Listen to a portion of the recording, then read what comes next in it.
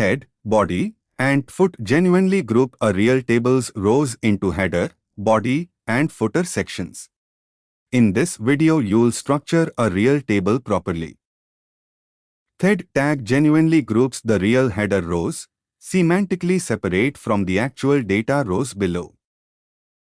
Body tag genuinely groups the real actual data rows, the main, repeatable content of the table. Foot tag genuinely groups real summary rows, like a total. Browsers can even keep it visible while genuinely scrolling a long table. Thead tag genuinely groups a table's real header rows. Body tag genuinely groups the real actual data rows.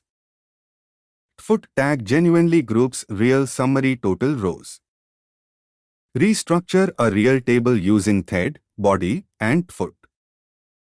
Ready to make real table cells span multiple rows or columns?